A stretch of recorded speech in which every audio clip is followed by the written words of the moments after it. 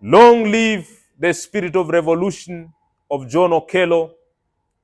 Long live the spirit of revolution of John or Gideon Okello, who was the field marshal of the revolution of Zanzibar 1964. And to be exactly, it was on 12th of January 1964 that the revolution happened. It is very difficult to talk about the revolution of Zanzibar without talking about John Gideon Okello, who was a Ugandan man. Let me speak a little bit about John Gideon Okello. He was born under the district called Lango district in the northern Uganda. The odds were against him. He became an orphan at age 11. And then his relatives were there to take care of him, and life was very, very difficult. At age of 15, John Okello decided to travel all the way from Uganda, and he went to Kenya. And remember, at that time, there was one big country of East Africa. This country was called British East Africa. Tanganyika, Kenya, and Uganda were just like regions within one country of East Africa. There was a great federation at that point in time. There was a free movement of people from one country to another country. We must bring that kind of union between our East African country. So John Gideon Okello went to Kenya when he was 15 years of age, very independent young fellow. And in order for him to support himself, he was involved in odd jobs. So at a certain point in time, he was a gardener, he became a bricklayer, he became a clerk, and then he became a man's servant. Akawa ni mtumwa, akawa ni mtumishi. And after 2 or 3 years, he found himself in jail under the allegation that he involved himself under rapes, on which he denied. And then he said it was because of the segregation of the British. And then he developed something called the Anglophobia. He started to hate very much the British people who were unfair to him. So to cut the long story short, when he was 22 years of age, he decided to go to Pemba now. And when he was in Pemba, he was still doing the odd jobs. He was working under the farm to support himself. And while living there, he realized there was a political movement going on. And then he joined the Afro-Shirazi Party, which was the party under the leadership of Abeid Karume. And he became the leader of the youth wing, the youth league. He became the leader under the Afro-Shiraz Party. Why Afro-Shiraz Party? Their main agenda was to get rid of the dominance of the Arab minority, which has been in Zanzibar for many, many years. The Sultanate has been in Zanzibar for more than 250.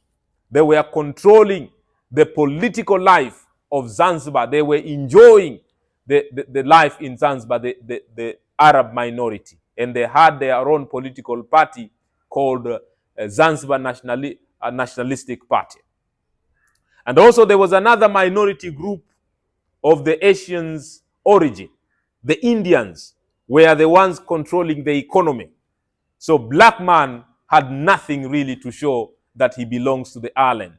He has no control over the economy, and he had no control over the politics. And also there was still the indirect influence of British colonialism. So the big agendas of the Afro-Shiraz Party was to get rid of the domination or the rule of the Arab minority, the Indian minority, and also the British. That was the biggest agenda of the Afro-Shiraz Party. So to cut the long story short, there was an election in 1961. And the election in 1961, the political party of the Arab minority won the election. Of course, they rigged the election. the election was not free and fair. So they continued to be in power. And then few years later, 1963 to be exact, there was another election. At this point in time, the Arabs, they merged their party with another party, which was the Zanzibar and Pemba People's Party. They formed something called ZPPPP. And again, they rigged the election and they won. So for the black people, it was another pain. It means they were under still the domination of the few Arab minority, controlling the black African population, who were the majority. You can still see they were under pain. It was very unfair. So the black people were reduced to slaves in their own country. They were working in the plantation, cultivating cloves, carafoo, and other things, while the Arabs and the Indians were enjoying. They were the elite in the country. So the people like John Okello, now it was already clear that without violence, and if we continue with the election, there is no chance black people will be able to lead and to take charge of their own destiny. So John Okello realized there's a need for revolution, and there's a need for violence if we were to take charge in Zanzibar, if we were to control our own affair. So it was already clear to John Gideon Okello. Then he started a silent revolution. He started to mobilize his fellow young men and women. So the revolution of Zanzibar is the revolution was led by young people, was led by John Okello himself. He was he was just 27 years of age. Unasema, Joram, what are you talking about? He was just 27 years of age. He started to mobilize his fellow young people, and then they become 600 to 800 young men. And in his free time, he started the recruitment, and there were very strict laws of the Freedom Military Force, an army created by John Okello to get rid of the injustice of the Arabs minority controlling the island. So these rules, which you were supposed to abide by if you were in the army. Number one, you were not supposed to engage in any sexual activities. No women. No women. He told the soldiers, by the time you are found to engage in sexual activities, you're gone. So no women, no sexual activities, no alcohol, and no eating raw meat. And why like that? Because he was telling the young people, while he was still in Uganda, he said, he was baptized and he was given a name Gideon. So he felt like the spirit of Gideon in the Bible was still in him. He said at one point in time, he had a dream. And in that dream, God gave him the instruction that in order for him to succeed to remove Sultan Jamshid bin Abdullah in power, there was a need for him to observe the direction God gave him. The first rule was to abstain from sexual activities, to abstain from alcohol, which means no alcohol, no women, sexual activities, and no eating raw meat. And if they were to do that, they would remove Sultan Jamshid bin Abdullah from power, and from Sultanate, the influence of the Arabs controlling Zanzibar. And remember, Zanzibar was considered to be overseas territory of Oman for more than 250 years. Nonasema, what are you talking about, Joe? I'm telling you about history. So, John Okello also told his fellow young men, that if we were to go into the army, into war, into a revolution, and to remove these Arabs from power, we must not kill any Arab under the age of 18. So our focus should be to fight and to kill the Arabs between the year 18 years old up to 25 years old. And then he told them, They should never kill pregnant women. They should never kill old women, and they should not rape young girls or virgins. They should never, ever rape young ladies or the virgins. So you can see they were not just a group of radical young men without morals. You can realize there were a lot of morals within the army, a lot of principles within the army, which also helped them very much to take charge and to cause the revolution in Zanzibar. And history records when the revolution was happening in Zanzibar in 1964, the leader of Afro-Shiraz Party, Abeid Karume, was in Tanganyika at that time. And Abdul Rahman Babu, the leader of the Umma Party, the Socialistic Party, also was in Tanganyika at that time. So when the revolution happened, these two leaders from the island, they came back to Zanzibar because they were not informed about the revolution. So the revolution happened without the knowledge of Abeid Karume and without the knowledge of Abdul Rahman Babu, according to some historians. So to cut the long story short, Abeid Karume now became the president of the new Zanzibar, and his assistant was Abdul Rahman Babu. And both of these leaders, they were fearing John Gideon Okello. They thought this man is very unstable and unpredictable. If we have him in the leadership, we do not know what may happen tomorrow. So they were planning to get rid of John Gideon Okello. So when John Gideon Okello went to Tanganyika at that time, to the mainland, they stopped him from coming back. They deported him to Kenya, and he was deported back to Uganda. And that was the end. That was the end of the story in the life of John Okello. Because when he went back to Uganda, he made a joke that costed his life. When at that point in time, Idi Amin Dada also declared himself as a field marshal. So John Okello, in a way of joking, he said, Uganda now has 2 field marshals. When he said that, that joke reached to Idi Amin Dada, and Idi Amin Dada considered John Gideon Okello as another threat. So in order to get rid of him, John Okello now disappeared at a very young age of 34 years old. So today, as we are celebrating 61 years of the revolution of Zanzibar, the message that comes out clearly is the spirit of the revolution among the young people. The young people were not contented with the well-being of the black people in the island. They wanted to take charge of their economy.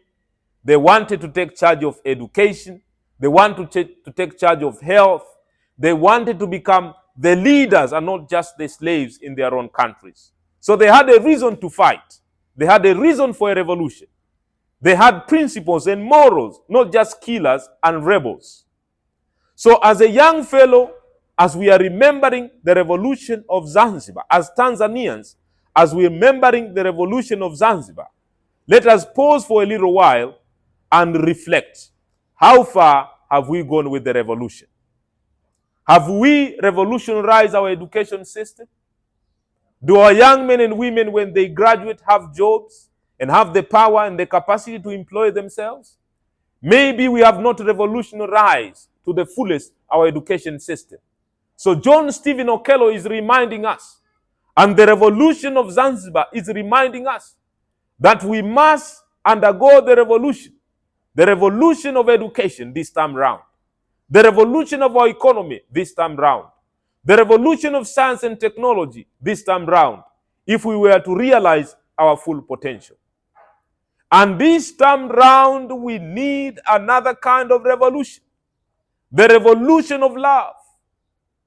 May the spirit of John Gideon Okello, the spirit of revolution of Zanzibar, become alive to us today. We must love our neighbor as we love ourselves.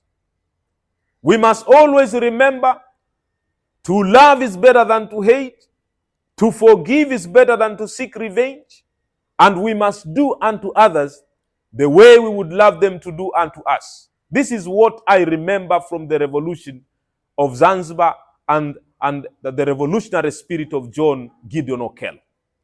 So as you are listening to me, young fellow, as you are listening to me, my fellow Tanzanians and fellow Africans, the revolution of Zanzibar reminds us we must unite to fight for a just cause, to liberate ourselves from the shackles, from the danger of poverty, and also from the danger of ignorance. We must take our country to the next level. Nanotechnology, artificial intelligence, wealth creation, and development of science and technology. We must also decolonize our mind as young people. We must lead a revolution. Where are the young people John Okello is asking? The young people to lead a revolution. If John Okello was able to mobilize his fellow young men at the age of 22, and he was able to lead a revolution at the age of 27, what excuse do we have, me and you? If he was able to remove Sultan Jamshid bin Abdullah, he was able to remove oppression from center of power at the age of 27. What excuse do me and you have not to remove oppression from our systems, to remove hatred in our society, to remove the culture of conflict in our society, to remove this monster of unemployment in our society, that young men and women, they graduate from university, but still they cannot employ themselves. We do not have knowledge, we do not have skills. Even when we have masters and PhD, we attend to the universities, but still we cannot create wealth. So there's a need for a new revolution. The revolution of Zanzibar, the revolution of John Gideon Okello, remind us as young people, to keep standing up and to do something in our communities. So my dear brothers and sisters, I would love to take this moment to ask the young people in Tanzania, in Africa, time is now. We must revolutionize our mind. We must mobilize ourselves. We must learn to listen from each other. And through that, we'll be able to bring about another revolution, which is the revolution of love, the revolution of science and technology, the revolution of our economy, the revolution of agriculture. And through that, we'll be able to take charge of our own destiny as young people and as the next generation of leaders. Without that, it's going to be difficult, very, very difficult. And together, me and you, let us remember the revolutionary spirit and the contribution of John Gideon Okello. He was killed without enjoying the sacrifices he made. He was considered to be a threat. He had nowhere to live. He was killed. But still, I consider him as one of the greatest leaders East Africa has ever had. He was a very young man, but he was killed. He paid the ultimate price for the freedom of the black people in the island. He was not celebrated, but let us celebrate him today. He was not acknowledged, but let us acknowledge him today. My fellow African young men and women, my fellow Tanzanians, and my fellow East Africans. Let us pause in a silence to remember the contribution of John Gideon Okello and other comrades who led the revolution, without also forgetting the contribution of Abed Karume, and later on, they made a very good decision to unite these two countries, Tanganyika and Zanzibar. And we have had a merger between two countries, and Tanzania today stands as a testimony that African people can unite. Tanganyika and Zanzibar is the only union which has remained in the entire continent of Africa. Because of Abed Karume, Julius Nyerere, but without forgetting the revolutionary spirit of John Okello. My name is Joramu Nkumbi. I love you, and because I love you, I care. Wabadu wakadabau fakir na yuka huku nikiweseka kiwenda wazimu na ulumbi kila pahala.